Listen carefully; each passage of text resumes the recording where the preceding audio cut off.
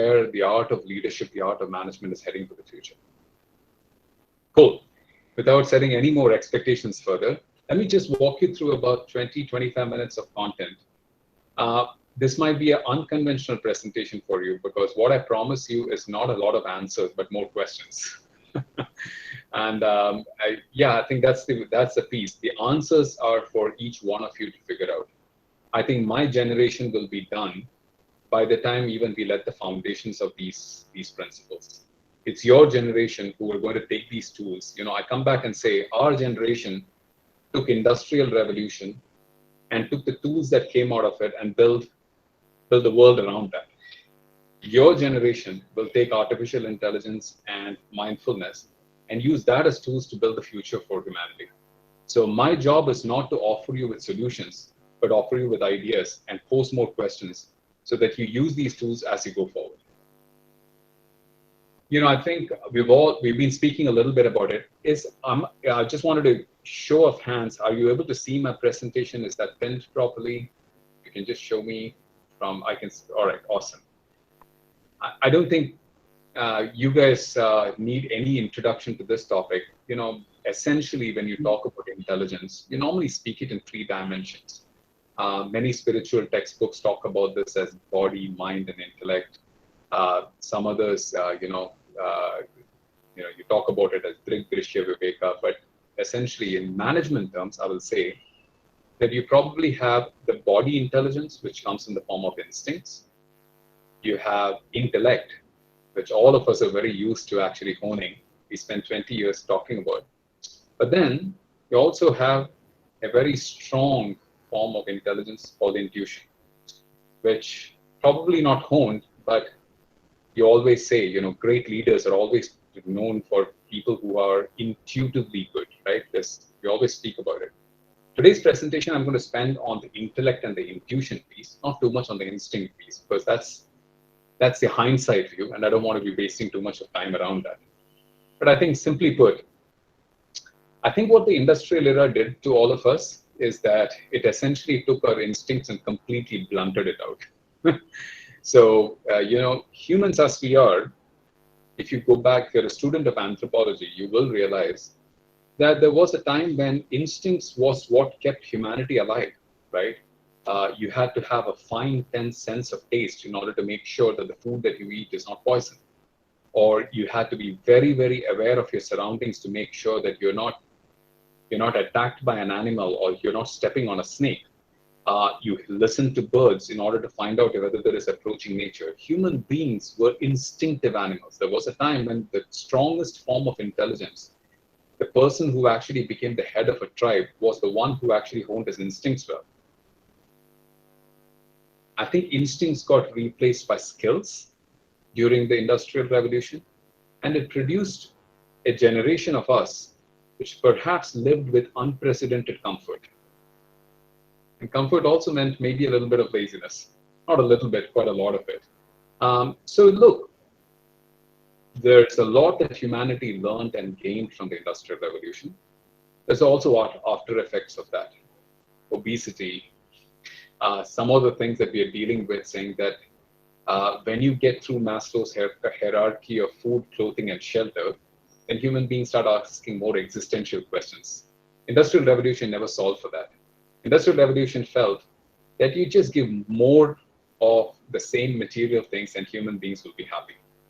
So I think we're at a point where we probably crossed that point even about a decade ago, where the value of what the Industrial Revolution gave humankind kind of has lived its time, right? You can see the vestiges of it, but yeah, I mean, there was a time when back in India, a person who got a 4-wheeler car was considered a rich man.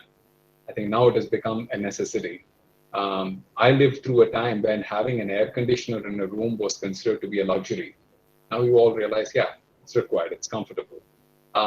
You get the point, which is, I think we're all living in a very comfortable society. We're all beginning our lives in a way to say that you can have more of many things, but yeah, the basics have been established. Industrial Revolution did a great job of actually making us comfortable. But at the same time, it probably blunted out a very important part of our intelligence, which was our instincts. Let's focus on what we have seen during the time of COVID. And let me speak about the last 12 to 18 months. And I think, many of you have heard about artificial intelligence and machine learning. And I think in the last 12 months, we've all seen us go behind computers, right? Uh, a session like this would have been impossible even at the time when IIM Bodh Gaya was at its inception, 2015. If you were telling me that you could do a call with 90 people, with somebody sitting out in Singapore, and all of you listening in without interruption, yes, we had some technical difficulties, and I would say I'm not most proud about the Google Meet product from Google. It is not the most intuitive of products, so I take apologies for all the faux pas that happened when we started. But you get the idea. I think a lot has been enabled in the last 12 months. We went behind desks, we searched a lot, and I think what has been well recorded is the fact that people used digital mediums to connect. But I think there was a much more fundamental change in computing, or there's a paradigm shift that happened in the last 12 months, which went perhaps a little unnoticed. People from my era always came to a computer and called it a dumb terminal. It was a very popular term, right? Oh, computers are dumb terminals. They're just supposed to capture information. So they said, so you were supposed to be the person who was intelligent. The computer used a language of 0 and 1, the binary codes, in order to build it. But it was meant to be a processing unit, right? It was not supposed to be an intelligence unit. You processed information. But I think if you looked at everything that has happened in the last 12 months, what has happened is computers have gone from sources of information to being helpful devices. That is a massive shift in computing. Computers being called as intelligent machines has not happened before. And I think we missed the point saying that, hey, nowadays, when you type an email, you expect things to be auto-corrected. You expect sentences to get finished. You speak to computers and you expect your phone to recognize your language. Somehow, incredibly, that's meant to happen. When you are supposed to search for something, your search engine is always supposed to know exactly what you searched for. You get the idea where I'm going. Computers have become helpful. Computers are reading a lot more into your mind, and with every passing day, that's only getting better. And I just wanted to walk you through a little bit of a history about how artificial intelligence came in being. I've seen that develop in just 6 years here at Google, and many of the people who developed artificial intelligence are good friends of mine. And sometimes we joke, man, how did we stumble upon something like this? You know, if you work at Google and if you work on any aspect of innovation, if you're a product team, you essentially said that there are 3 principles of innovation. The Google X, the famed Google X lab, or people said that it's kind of the place where innovation happens. The person who runs it, he basically says, whenever he evaluates an idea or whenever he evaluates a new project, he basically looks at it only from 3 lenses. Have you defined a big problem? Have you bought pieces of breakthrough technology? And have you combined all of that to come up with a completely radical solution, right? So for example, I'll tell you about, we have had spectacular failures like the Google Glass. So the big problem which they said is people all use their spectacles only to correct their 20/20 vision. But they said, can you actually make an intelligent glass? Can you actually make retail better? So that if somebody wears it incredibly, you actually know who's the person walking and what that person bought before. Can we make a glass which is intelligent? Huge problem, right? Never was it something which was supposed to be just sitting on your face solving for 20/20 vision, meant to have some amount of intelligence to it. And then we actually bought breakthrough technology. If you actually think about it, the incredibly hard piece of the technology was just engineering this thing into something as small on top of that spectacle. So you actually went through multiple versions of very small cameras.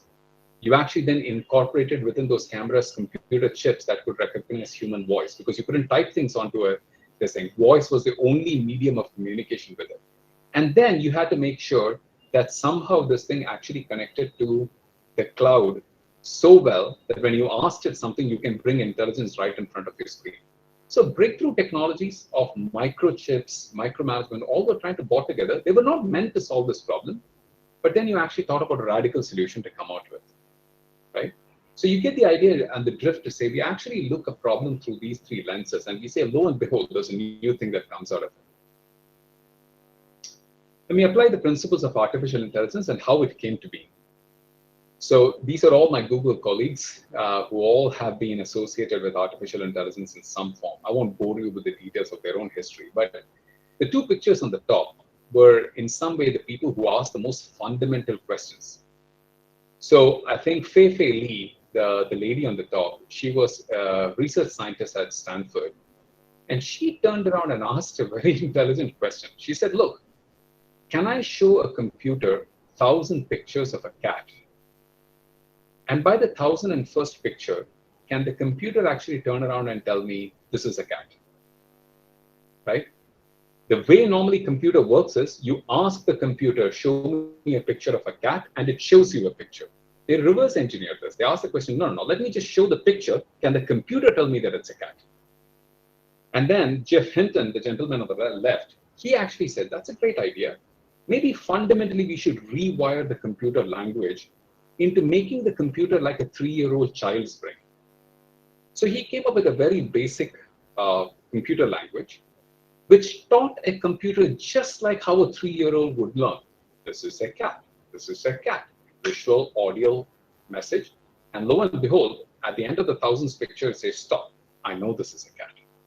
Right? So they came up with this principle saying that, nah, it does work. You actually show a lot of data to a computer and you put it through a fundamentally different language, and the computer is actually being able to make some intelligent decisions. I think the piece that was missing was, in order for that to work, you needed lots and lots of data processing to happen simultaneously, right? Imagine trying to solve a big problem. So you needed petaflops of storage. You needed real-time data processing to happen. And that, the computers of that era were either too expensive or too not just powerful enough to solve that problem. And I think that's where the gentleman on the right who came up with an idea called graphical processing units. The idea actually came from a small part of a computer which actually processes graphics. So you need graphics cards. For people who understand computers, you know graphic cards. So graphic cards have had a very intelligent thing. Graphic cards were very powerful. But graphic cards didn't need RAM and hard drive and other things. Just needed a very fast processor, and they were unidimensional machines. They solved for only one aspect of computing, but they did that really, really well. And suddenly you said, in order for computers to read massive amounts of data, you probably don't need expensive other parts. You just need unidimensional computers, which did very, very fast processing. And lo and behold, we came up with servers which actually did just that. It was the first time that you actually implemented machines which packed so much of processing power within it. And suddenly, you looked at a machine that could actually read, have some intelligence, and then could process massive amounts of information in no time at all. All you needed was now a problem to solve for. And in came this man, Demis. Demis started this company called DeepMind. Interestingly, Demis is a genius in his own right. So he had basically earned enough by the age of 19 by building computer games that he was a multi-millionaire. So he retired at the age of 19. And he said, I had enough money, and said, okay, now I want to go and study. And he actually decided to basically use all this great power that was produced. He decided to build more computer games out of it. So the very first use of artificial intelligence was actually used for building a computer game. And said, if all of you know the old Atari game, which basically just went and hit balls inside a computer screen, they just said, instead of a human playing, can a computer play it, and can a computer play it to perfection? In 2.5 hours, the computer absolutely mastered the game. And then the very first commercial solution of this was a self-driving car. So someone actually hacked into a Honda Acura car. They put a screen to it. They put exactly the same artificial intelligence technology in, and they used a computer joystick along with the computer screen and all the artificial intelligence principles. And lo and behold, they had an anti-Acura, which you pull the joystick forward, the car went forward, and you pull the joystick back, the car went back. So you see where I'm going with this. Suddenly, and look at the amount, since that has happened in just 6 years, I have seen computers completely transcend language barriers, utility barriers. And suddenly, I use this analogy. I think 6 years ago at Google, we always used to pride in speaking in riddles. The more complicated you made stuff, the more acronyms you throw about it, we almost felt that we had a halo around us. Speaking about technology had to be difficult. I think what artificial intelligence has done is it has said, look, you don't need to make electricians of everyone. You just need to offer light. And suddenly computing is no longer an industry in itself. Computing powers multiple industries, multiple problems. So wherever you have big problems and complex data sets, computing can be applied now. So is airline if an industry meant for flying, or is it a technology industry? You tell me. Are cars computers or four wheels on roads? You tell me. You know where I'm going with this. You are suddenly seeing a complete proliferation of computing into every aspect of our lives, which is also making life that much more intuitive. It is taking wherever human intelligence was otherwise required. A computer looks at it and says, no, wait, human brains are actually pretty primitive. They can only do serial processing. Computers can do parallel processing, right? Computers can take massive amounts of data. It's already shown that computers can actually play chess in a matter of 2.5 hours or learn languages in a matter of an hour much faster, right? They do it without even thinking. This really brings me to the real question. I think the first slide that I showed you, going back a slide, I'll leave it with all of you. If you came to do an MBA to find your next job option, don't fret.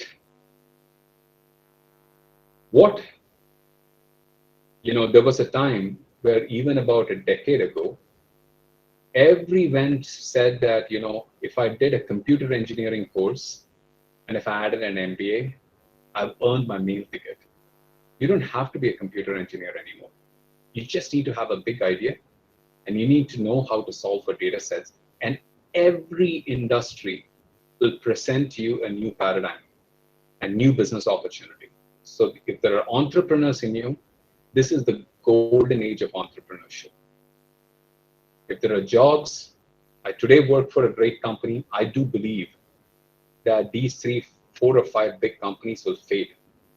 If I see the amount of innovation, the amount of new opportunities and companies that are being made, just a fascinating time. COVID will come and go. But I think the world is going to be left with so many new, radically different ideas and disruptions that are happening. All I will tell you is, if you came in here looking for great employment and have financial security, don't fret. You will get there faster than every other generation before you ever got to it. But your generation will ask a very fundamental question faster than what my generation asked. Does all the financial benefits and all the gains make you happy? You will ask that faster than you do. Trust me, you will. When you sit over there, you might be wondering, what is this man speaking about? I will ask this question to you just in 1 decade. For me, it took 2 decades.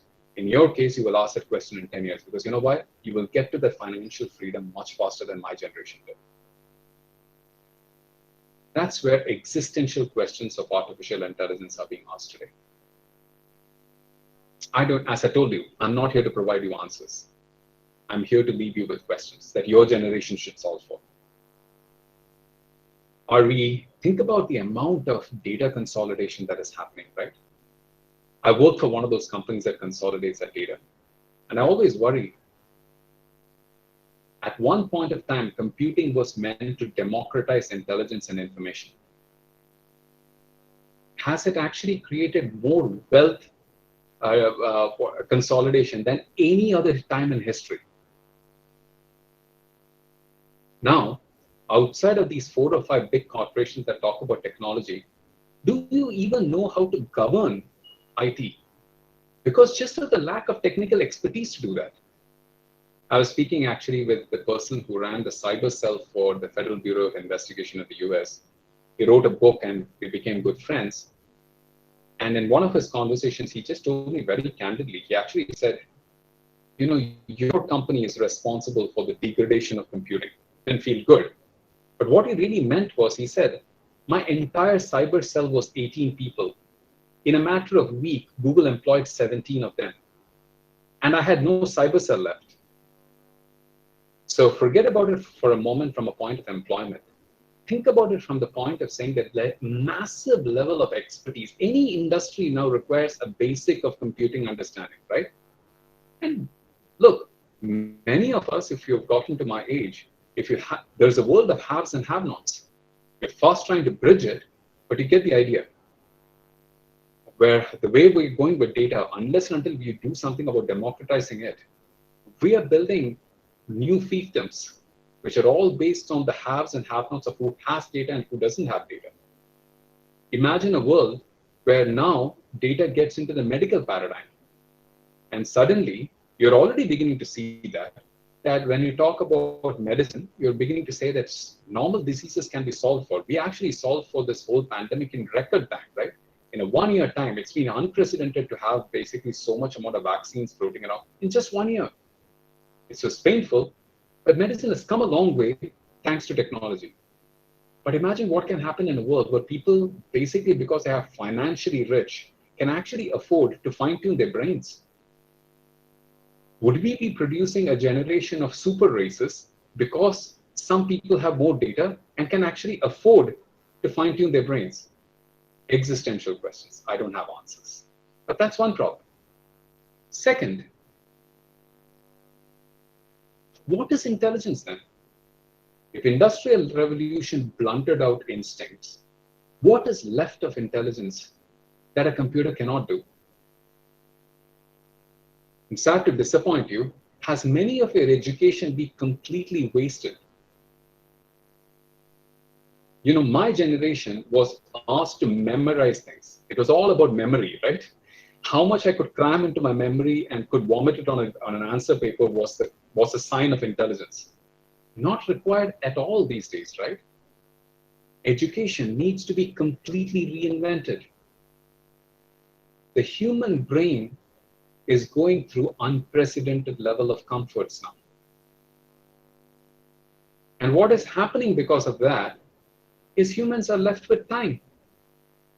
The single most important asset, which we have no idea of how to use. So we have taken off, how did we spend time? We spent time hunting. We decided to take that away from us. Then we decided to invest all our time with our intellect, chasing ideas, chasing work. Now computers are doing it. Suddenly, mankind has time. And what do you find? We find that the real pandemic that happened was mental health.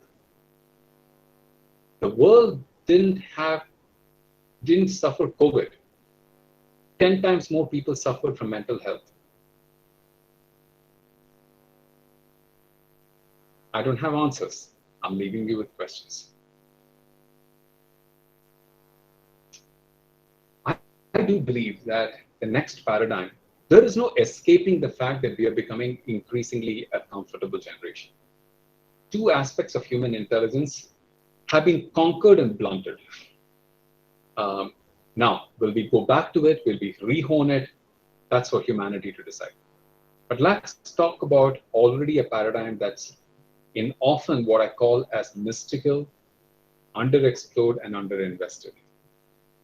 Right? We come from a land of mystiques. And suddenly we speak about meditation. Every time I started a practice about 8 years ago at Google, where I started every one of my management meeting with a 5-minute meditation. So 2 to 5 minutes, we just start with silence. And now, by the way, it's the most popular way to begin a meeting. Because suddenly even without people realizing, you suddenly realized people was that much more present, people were that much more congenial. Even in digital medium, people looked into each other's eyes, they acknowledged. I will tell you, one of the biggest challenges that you get when you get intelligent people together is ego. Intelligence and ego don't go well together. Meditation has a very nice way of basically putting that ego behind. And suddenly intelligence solves problems so much better. So we started that as a practice, and we found that lo and behold, our meetings were being so much more productive. Happiness index went up. For 3 years in succession, my team got voted as the happiest team within Google. Fortunately, I work for a company that cares for this, but you get the idea where I'm going with it. Small acts are already, people are saying, oh my gosh, that's mystical. How did that happen? And I do believe it's a science which has been underexplored. Humans have the brain, and humans have the heart brain. I do believe our intuitions are 10 times more powerful than our intellects. Our intuitions are the only which work immediately. It kicks in. And if all of us, for those of you who meditate a lot, will recognize, if you decide to listen to your intuition, you actually know the answer much faster than your intellect can tell you. I'm not being presumptuous here, but it just makes you that much more effective. It gives you time back in your hand, right? Because in a lot of ways, rather than imbibing what the world wants to tell you, you introspect to find what are you wanting to do. And that introspection is a process of meditation, simply put, right? We don't have to make it any more than that. It's just self-introspection to say what keeps you in flow. What keeps you, when intelligence and happiness combines, then you are in flow. And it's just a desire to find the flow. I put this back into the same method of innovation that you talked about it. In the previous slides, I spoke about the concept of innovation through the lens of technology. And I told you how technology solves for the problems. Now I want you to focus carefully on the exact same slide and look at the words that I'm talking about here. A huge problem, a breakthrough technology, a radical solution. What makes a problem huge? It's not your intellect, right? It's your intuition that tells me, man, this is a big problem. You feel it. What is a breakthrough technology? Technology is technology. What makes it breakthrough is that moment of aha that you have, saying, man, I applied my technology and I could put it in another place. What is radical? You don't learn these things in textbooks. You let it happen to you. Right? That's the moment of aha that you get. These things stare at you for decades, yet some people are able to see the connects. Yet no one has explored this as a science. People still think that there's an art to this. I don't believe there's an art to this. Humanity just needs to invest time, and they will figure out the science behind this. So I think I actually took this word cloud I just Googled for it, pun intended. But look at the amount of words that are in there, which are often seen in mystical terms. All that things on the word cloud can be solved for. You already see efforts being made there. And I do believe that we will use whatever humans invented during the Industrial Revolution and what we brought out with the intelligence revolution. We will use those levers, we will use those tools to solve for these problems too, which in turn starts to hone human instinct. Will it produce another set of benefits and problems? Yes.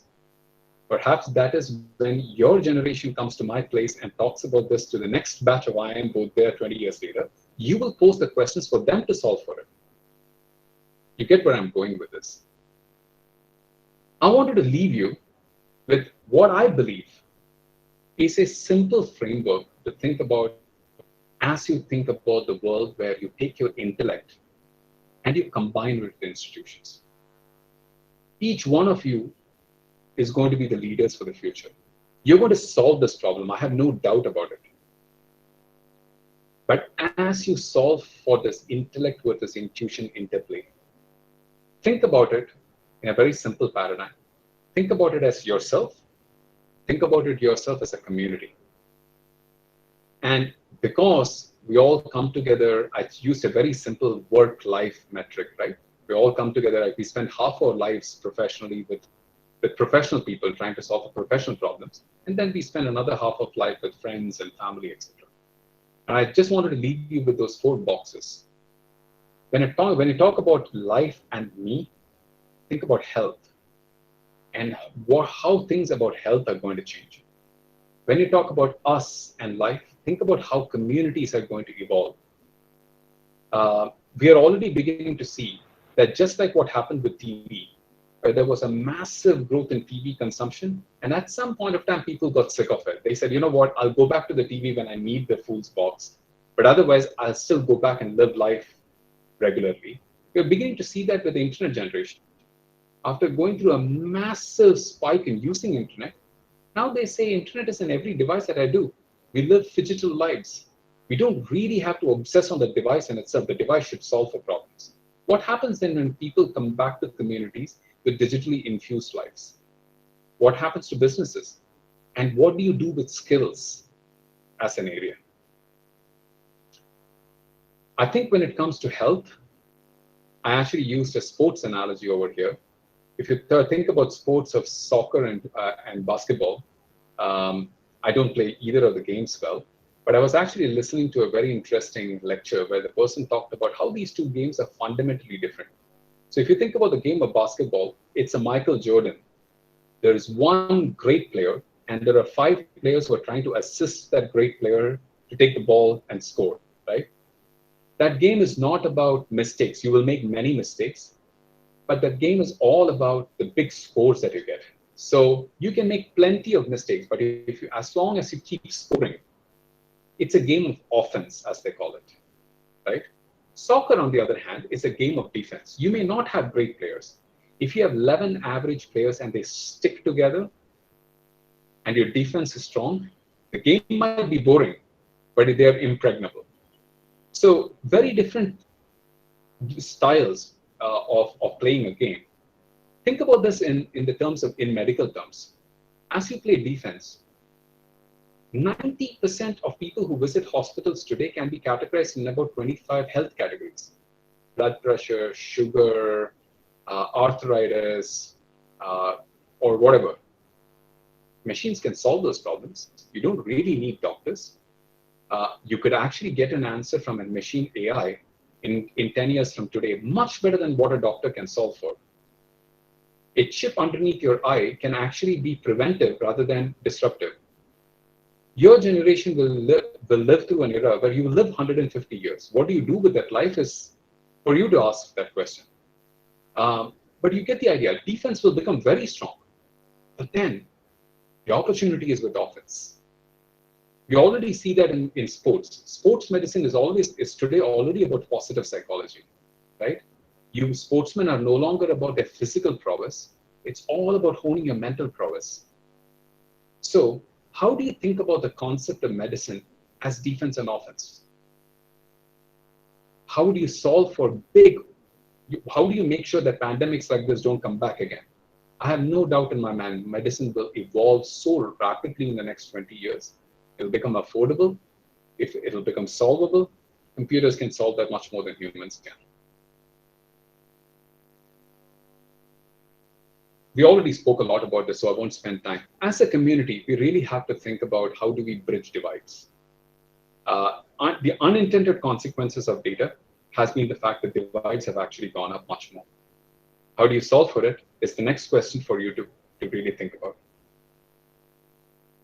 I think when it comes to businesses, always come back and say, you can solve, I already spoke about saying, have a big problem, have big complex data, and you could solve for it. I think the big piece that was missing over there is experiences. As you move from a world where, I take a small example of retail, we all were used to going to the nearby Kirana store and picking up stuff. Then we went to big malls to pick up stuff. Now, suddenly what we're saying is, nah, we're not really interested in going to a mall. We would like to order something online, get it delivered at home. If you want to think about a car, when was the last time you asked a car salesman which car to buy? You already know that much better than a car salesman can sell to you. You're going to live experiences which are in the physical and digital world. Experiences are massively evolving. So a simple framework that I throw to you is, you take any business. You think about what is the experience you want to give. What sources of data do you have to connect in order to provide that experience? And what different business outcomes can you come to? This can be applied to almost any industry, and lo and behold, you have a new business idea in place. And finally, I want to leave you with this question about leadership. There are two aspects of leadership that I'll speak today. One is the aspect of leading versus managing, right? And many a times, many people have a habit of glorifying leading and making managing sound as if it's not okay. I don't believe in it. Look, there are two great leaders who led Apple. Both of them led them fundamentally in different ways. Leadership is about bringing change. Management is about bringing order. And there is nothing superior or inferior about it. You need change managers, and you need people who bring order. What is different, though, is that in the past, people who brought change and people who are managers were typecast with certain behaviors. Leaders were considered to be okay to be imperfect people. It was okay to be prickly. It was okay to be self-important, right? How many leaders do we know who have this, right? After a particular point, leadership is a drug. It gets to you. It makes you feel invincible. It makes you feel that, oh my gosh, I have solved for a problem. They walk around as superstars.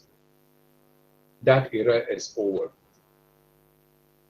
In an era where information is democratized, there is no room for prickly people.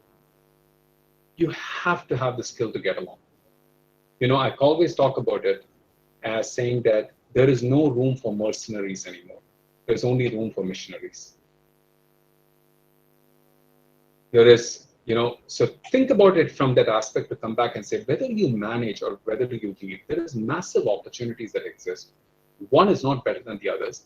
Hone your skills around, know yourself, know your personalities, and what are you really good at? Are you good at bringing order? Are you good at working with large teams and getting together? Or are you very good at spotting ideas? Both are very different skills. But what I will tell you is there is absolutely zero room. Some of the best entrepreneurs, we talked about that I work in the startup world, some of the best entrepreneurs, some of the ones who come out with the brightest ideas are not the most bright individuals. They're people who can get along. In the world of startups, you actually find you work with limited talent. You have to bring people along. You have to work with people's strengths. And some of them are intuitively just good human beings. And they spread joy. At the end of the day, when you go to a workforce, when you walk in, you might walk in for the salary. I will guarantee you, you will walk out when you don't feel happy. Nobody ever walked out of a workforce for the sake of salary. Trust me, nobody did. But when you feel you're not happy, then you say it's time to move on. They say you don't quit companies, you quit managers, right? So actually think about that as an aspect to come back and say that fundamental human fabric. And I'll leave you with this. I said I'll finish this talk with a moment of vulnerability, and I'll say this. I've gone through the cycle where I've tasted success at a very young age in my life, relatively young age, and it went to my head. There was a time when I was financially independent. I'd done well. I come from very humble beginnings. But from there, I did well. I worked really hard. But there was a time when I literally had the world at my feet, literally speaking, on terms. But I was the unhappiest human being soul that you could find around. I just wasn't satiated.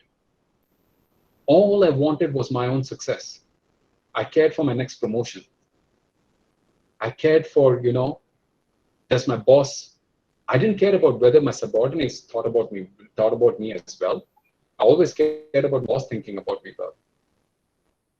You know what? I got ahead, but I got left behind. And it has been an incredibly hard journey to discover love, to discover happiness, to discover human connections, and to discover a better use of my time. I don't need to spend time being a mercenary anymore. I can spend time doing sessions like this and feeling great. A very good investment of my 1 hour. I now do things which make me feel purposeful and which makes me happy. Money growth is just an outcome. Think about what really drives you. Because I will tell you, your generation will be financially well off. You will ask fundamental existential questions faster than my generation. The sooner you prepare for it, the better. Thank you so much.